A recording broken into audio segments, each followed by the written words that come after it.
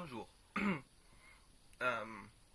J'avais fait j'ai déjà filmé une vidéo en anglais et seulement je me dis, il y a certains mots sur lesquels je bute et c'est probablement mieux de le faire en français parce que j'arrive sans doute mieux à exprimer mes idées. Donc, comme vous devez sans doute le savoir, si vous ne le savez pas, comment vous faites? Euh, Hier soir il y a eu les pires actes de terrorisme qui aient jamais été commis en France, à Paris surtout. Euh, et c'est vraiment très bizarre parce que euh, quand j'en ai le premier truc dont on a entendu parler, c'était ces personnes qui se sont fait descendre dans le restaurant au Petit Cambodge, si je me souviens bien. Et la manière avec laquelle les news euh, le reportaient, c'était oui, un règlement de compte à la Kalachnikov de 10e arrondissement de Paris. Parce que quand des gens se font tuer comme ça, on se dit toujours, ben, c'est un règlement de compte. Et voilà, on laisse tout ça à la police. Et puis après, là, je vous dis ça, j'étais dans la voiture, je rentrais chez moi. Et j'écoutais le match de l'équipe de France, plus ou moins. Et à la mi-temps, il y a ce reporter de RMC qui dit oui, on a entendu des explosions au Stade de France. Et là, tu te dis. La première réaction que j'ai eue, c'était de me dire waouh, les Allemands, l'équipe d'Allemagne a vraiment pas de chance parce que ce matin, il y avait déjà eu une alerte à la bombe. Enfin, ce matin, hier matin, il y avait déjà eu une alerte à la bombe à leur hôtel. Tu te dis waouh, c'est vraiment la choumoune quoi. Et donc il y a eu deux explosions et apparemment on peut vraiment bien les entendre sur les vidéos du match. Pendant la deuxième explosion, on peut même se rendre compte que avec tout le bordel que font les supporters, tout le bruit et tout, même les joueurs peuvent l'entendre parce qu'au moment de la deuxième explosion, il y a un gros plan sur Patrice Evra, et il se tourne vers la source du bruit. Mais ouais, mais franchement, 2015, c'est pas une grande année. Hein. On commence avec les attentats de Charlie Hebdo, et c'était il y a 10 mois. 10 mois et 6-7 jours. Voilà. C'était. Et puis là, on n'est même pas à la fin de l'année. Wouh! Ça part totalement en sucette.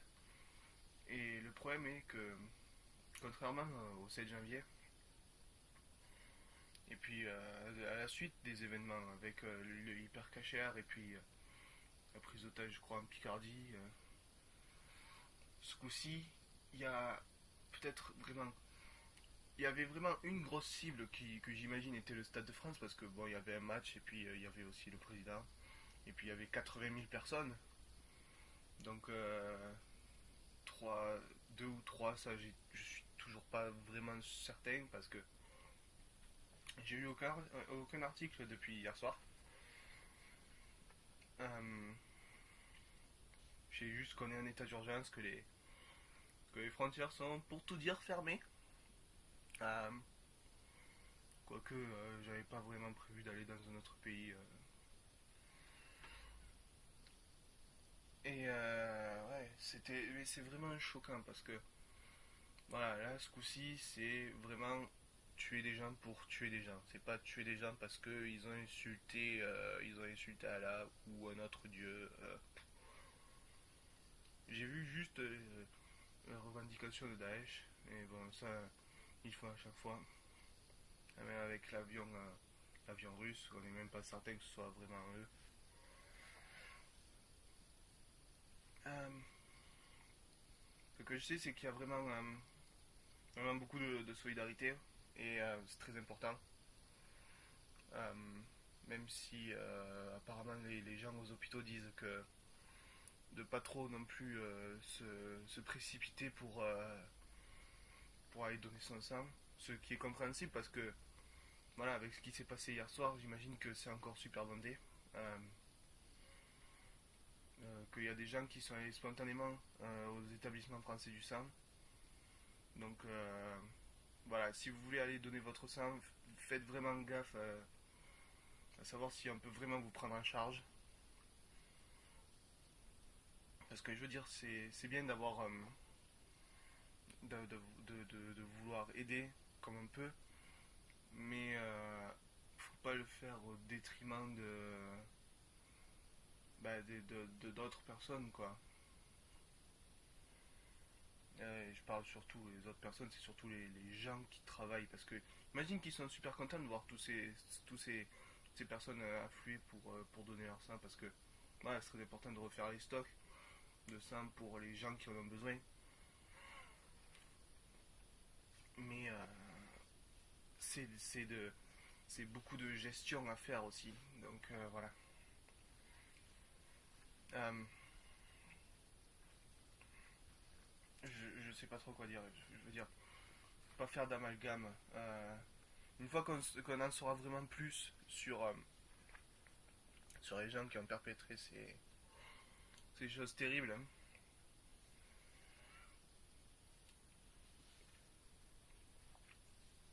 euh, faudra pas faire d'amalgame par rapport au type de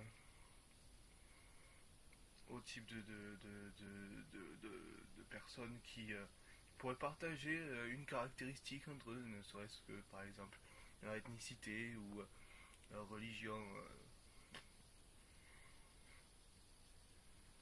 Parce que bon, voyons voir, la dernière fois qu'on a fait ça, qu'est-ce qui s'est passé? Un Reich qui durera 1000 ans. Voilà. J'ai parlé avec suffisamment de. Je parlais avec des résistants, je parlais avec des survivants des camps de la mort. Et quand on entend leur histoire, on se dit que. Espérons que ça ne se repasse plus jamais comme ça dans nos pays et partout dans le monde.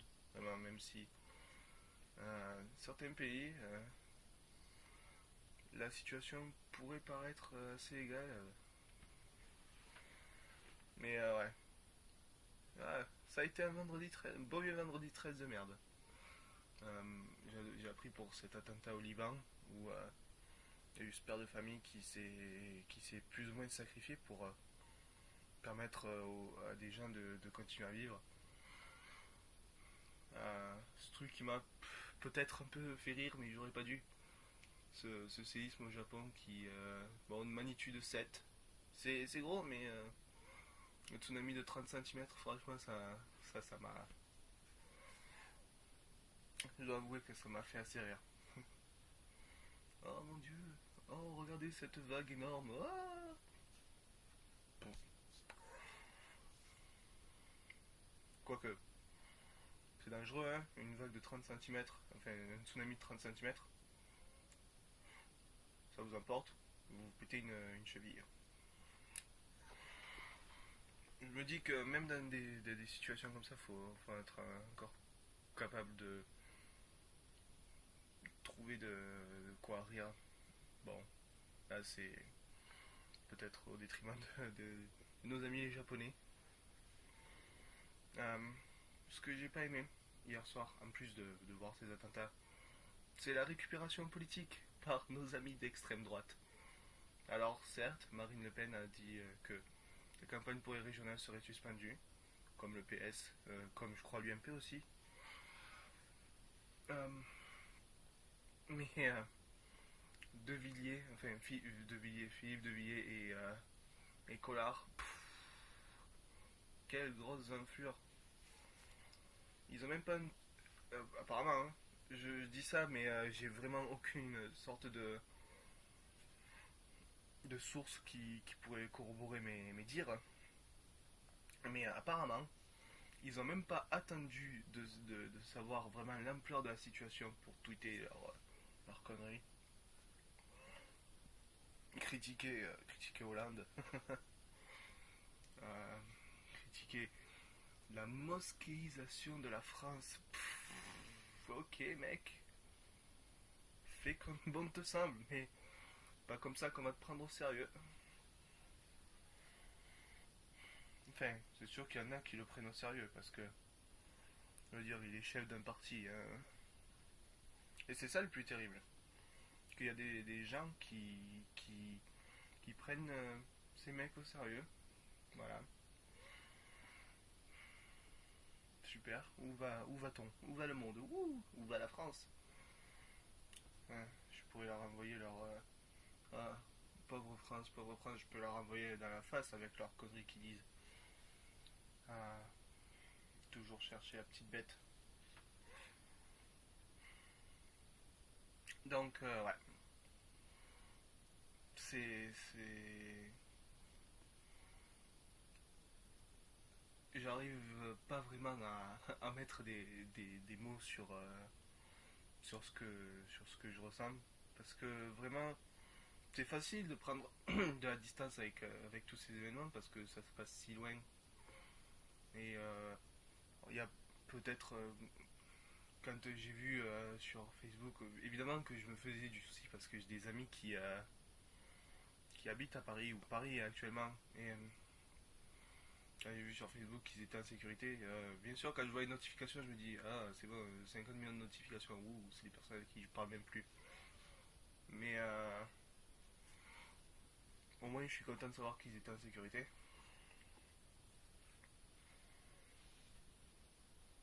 Voilà. C'est. Quand je voyais ces gens qui sortaient du Bataclan et qui avaient du sang sur leur manche, mais qui arrivaient à rester suffisamment calmes pour parler à la LCI, pour parler aux radios, pour parler aux journalistes du Point ou je sais pas quoi, je me dis waouh, ils sont vachement courageux.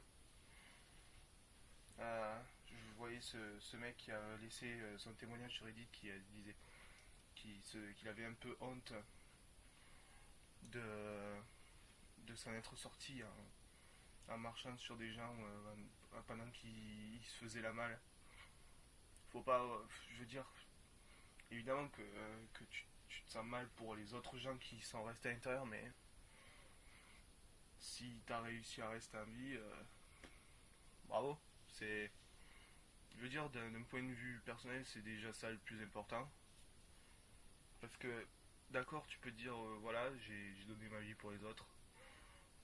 D'un autre côté, si tu te dis que, bon, bah, t'aurais pas été foutu de. T'aurais pas pu te prendre une balle pour quelqu'un d'autre, c'est peut-être mieux de pas prendre le risque, au bout du compte.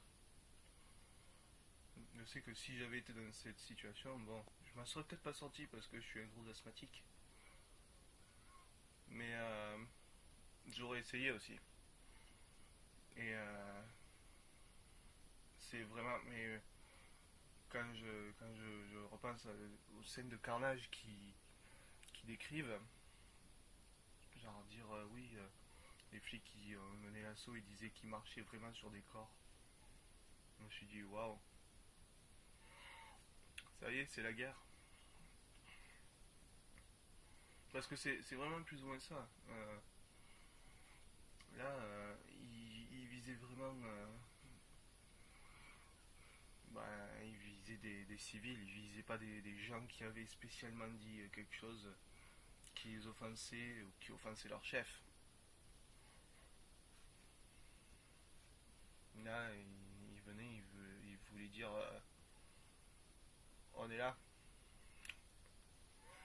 Est-ce qu'on a votre attention maintenant? Ah oui, vous avez notre attention. Et vous allez la garder sans doute jusqu'à ce que vous soyez éradiqué, ouais.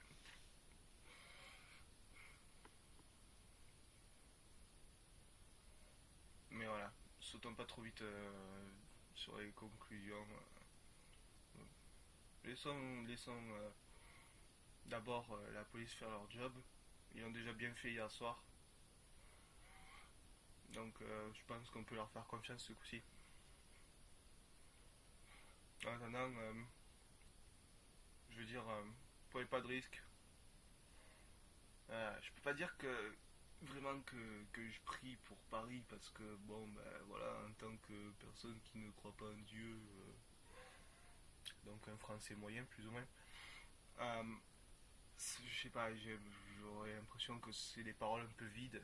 euh, et me dire oh je vous envoie mes prières, non, je vous envoie mes pensées, euh,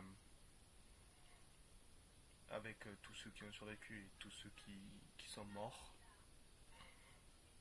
Donc voilà, c'est euh, c'est important de rester en sécurité parce que bon, il y en a sans doute certains qui n'ont pas été rattrapés. Donc prenez pas de risques et à demain où je parlerai qu'en anglais parce que c'est vachement compliqué de rester cool en parlant français. Je me rends compte que j'arrive à prendre une certaine distance avec ce que je dis quand je parle anglais parce que bon bah il faut que je réfléchisse à certains mots donc du coup c'est plus aussi authentique. Alors que là maintenant je parle français et je me dis waouh oh, oh, oh, d'un coup ça monte ça monte. Voilà. À demain.